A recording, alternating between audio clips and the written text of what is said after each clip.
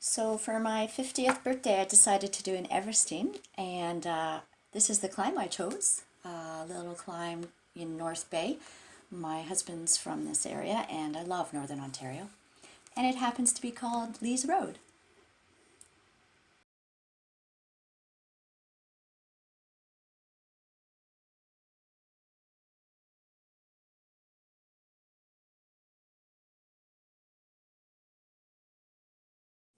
Good morning. Oh, good morning. Yeah.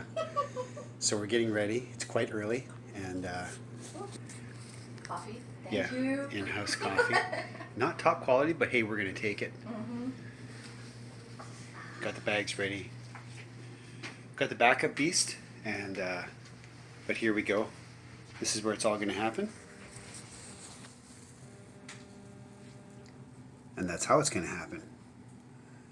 Benchmarks along the whole way.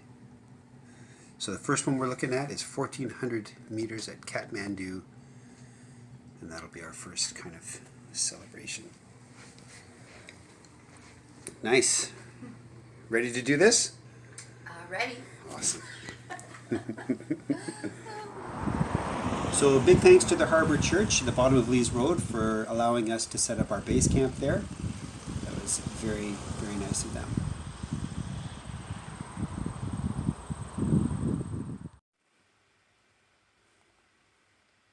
So here I am, 6 in the morning, starting my first lap. You have to be careful not to go out too quick, because that's one of the biggest mistakes you can make on an ultra-long event. Turned into a beautiful morning.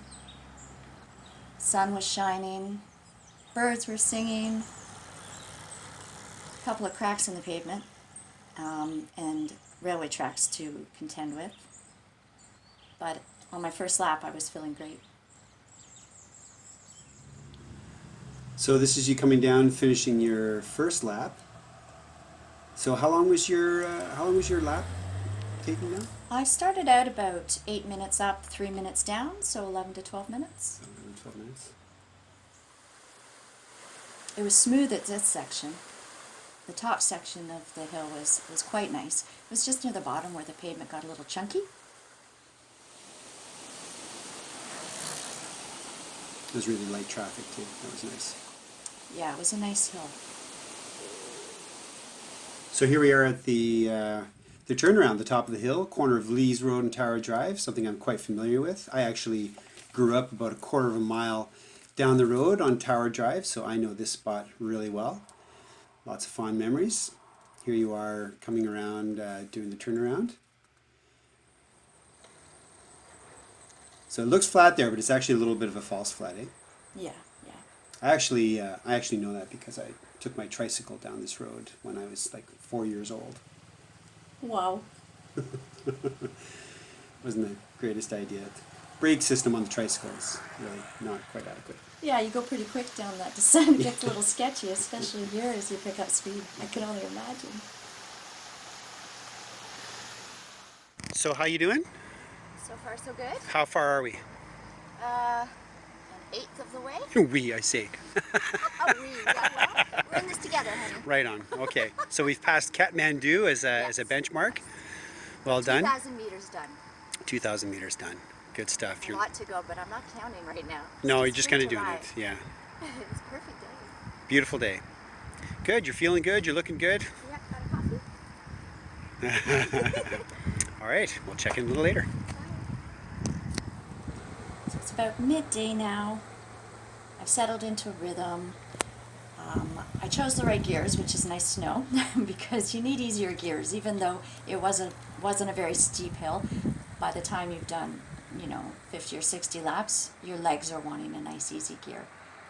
The bottom was a little steeper, but it smoothed out near the top, and it was quite comfortable. Average about 5%? Yes, average 5%. The descending part, though, you don't always train for descending, and I learned really quickly that my back and neck started to really ache, and it was because of holding that position for so long, and because I had to avoid a lot of the bumps, so that was probably the part of my body that had the worst time. And then I got a surprise. the spot. So good. Wow, it's cool. Oh, oh, it's amazing. I can't believe this is here. Wow. That stream was a lifesaver for me. It totally refreshed me. I got to change my kit. I felt like a whole new person. I'm very grateful for that stream. Doing? I'm doing good. How far are you doing? How far we get? I've done 3,400 meters. Wow. Not halfway yet, so I'm thinking like that. But Nice going little. good. I had some amazing food. I had a swim. So keep plugging along. Change of clothes? Yeah, change of clothes. That's good. Outfit number. Fresh as a daisy. Outfit number 2.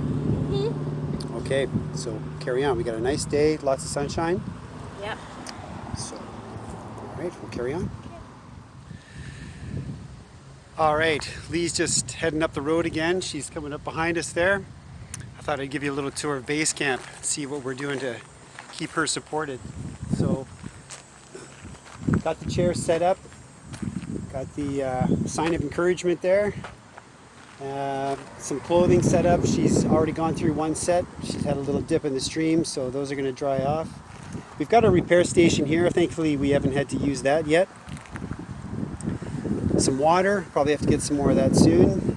I made up a potato salad, some peas and corn in there. High carb loading here. I got some pasta salad with feta, sun-dried tomato, olive. Got some hard-boiled eggs in there for variety. Some buns in the back. Can make a hippie sandwich if she wants. Some cheese bun, that's probably for me. For drinks, we've got these vitamin waters. These are just awesome. We both like these. These are really good. Not too sweet. And got some Coke in there if need be. That'll probably come into play later. Orange juice. We've got some meal load in the car, so I think we've got everything dialed in. Probably run out for some coffee later. I was told to be ready to go get some Americano or something like that. It's going to be a late night, early morning, so we'll keep her going. Might even do something like McDonald's French fries. Whatever she wants is what we'll do.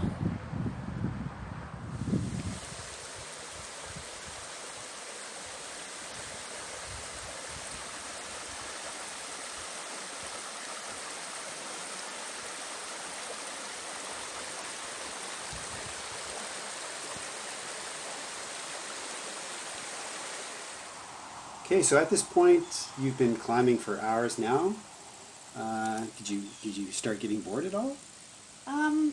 No, I don't really get bored on long rides. I don't listen to music. I really find it very meditative just being out there and listening to the sounds around me. I had the stream running, the wind in the trees, and you get into your own head. And I really enjoyed it.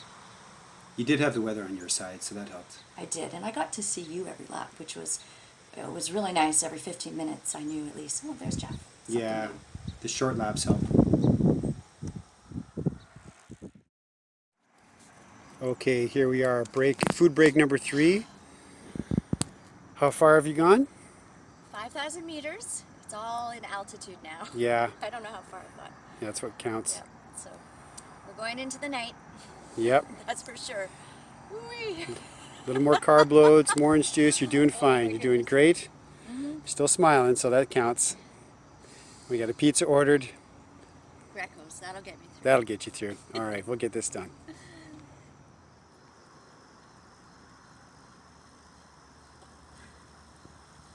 you see me? Okay, good.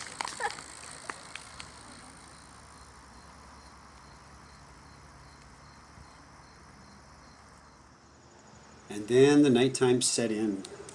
It got really dark there too. Did you find it was challenging riding in the dark after putting in a full day? I actually liked the change. I got to put lights on my bike. I had the road to myself. It was really quiet. It was actually really peaceful. Nice. You had some good lights there. Did you worry about the power supply at all? Well, I used just commuter lights on the way up. There's some good light standards at the bottom, and I'm going slow enough that it's really okay. I have really strong lights for the descent, though. You have a battery pack as well, eh? Yes, absolutely. Okay. Wow. Cracks in the road just got bigger. Oh, wow. Oh my goodness. Welcome to the second last break? Maybe, hopefully. Yeah. All right. And this is final base camp at 1 o'clock in the morning. Having a little snack and a drink. Have a little rest. Yeah.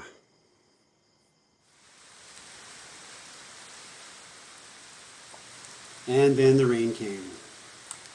Yeah, I was really grateful that I remembered the raincoat and the rain booties, and I brought a few kits to change into so I could change my clothes every break and feel like I was at least not drenched. It wasn't so bad going up, but on the descents, now I was dodging puddles as well as cracks, so I had to be pretty careful, and it got really dark towards the top.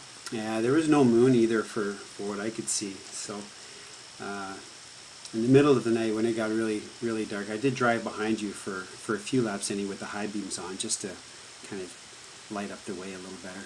Yeah, that was really comforting. It was a little spooky up there. It was. That's the only light standard at the top of the hill there. At least that was there. Now, I don't think those USB powered headlamps would have been adequate for you in the top of the hill, considering like the critters that come out of nowhere. You know, we had everything from little guys. I don't know if you saw anything out there. Oh, I saw a skunk. I saw a deer. Oh, I'm sure a lot more saw me. I'm glad they stayed off the road. yeah, it's good you were well lit. So the rain kept coming. It was a solid 4 hours or so of rain. It affected your lap time there. I think your lap time is about 15 minutes now. Yeah, I had to slow down a fair bit going down the descent because I didn't want to wipe out. And I was not in a race, so I just stayed focused and stayed calm. Yeah. And then we hit the death zone. So Yeah. explain that. I'll explain that a little bit. The death zone when you're climbing Everest is the zone where the level of altitude where climbers run out of oxygen. Your death zone was kind of a little different. Yeah, my death zone wasn't physical, it was definitely psychological. It's the point where you are really tired and you look down at your altimeter and it's not working. And I was reading 95 meters a lap when I started, and at a point where I hoped there was only 1,000 meters left, I had far more to go, and my altimeter was only recording 30 meters a lap. So Jeff and I had to do some quick math. Yeah, we figured out that you had to do 10 more laps. 10 more laps. Okay, I've done over 100. I can do 10 more laps. I didn't come all this way and not finish. I think we were supposed to be done around 4 o'clock in the morning. We did the math at 8 o'clock in the morning and realized that you'd be another 2.5 hours. Yeah.